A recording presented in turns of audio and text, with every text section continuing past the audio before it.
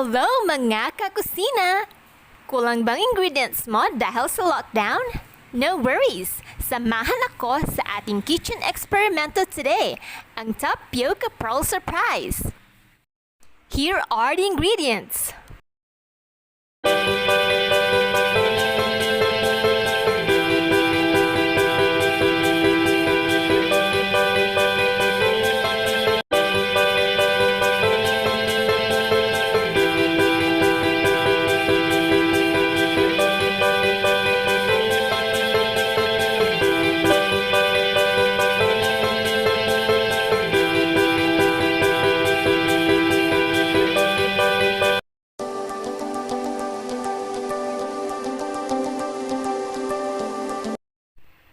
Bago lutuin, ibabad ang tapioca pearl sa tubig ng mga 30 minutes to an hour para lumambot ito. 1, 2, 3, come on! Now it's time para lutuin ito. Gumamit tayo ng 3 cups of water o tubig. At kung mapapansin nyo, malalaki na ang mga tapioca pearls.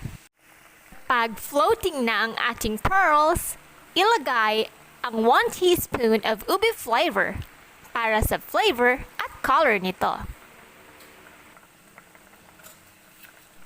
At syempre, halo-halo, mix-mix!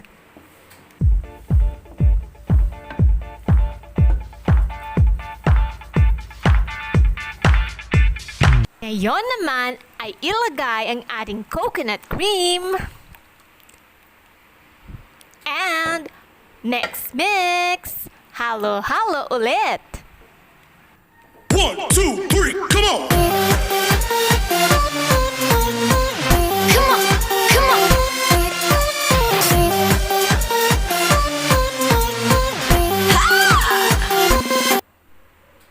Time for the sugar o asukal. At syempre, halo-halo, mix! 1, 2, 3, come on! Come on! Come on! And let it simmer.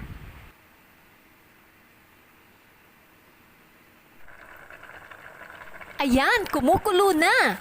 Ngayon ay ilagay ang sweet potatoes o ang ating kamote. Haluin at palambutin ito.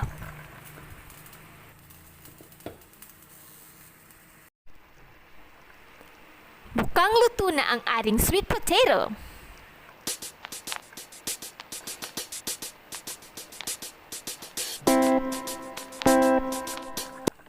It's time for bananas! Ilagay naman ang ating saging. And halo-halo, mix! 1, 2, 3, come on! Come on! Come on!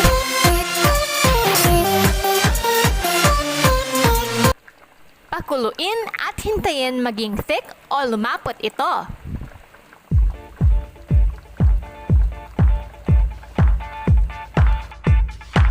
Ayan, mukhang okay na ito. 1, 2, 3, come on! Come on! Come on! Ready to serve! Here's our tapioca pearl surprise. I hope you enjoy.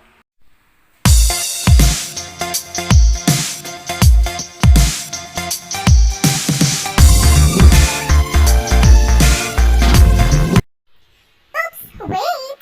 Huwag kalimutan mag-subscribe at mag-like para sa mas maraming kitchen eksperimento sa Just A Pinay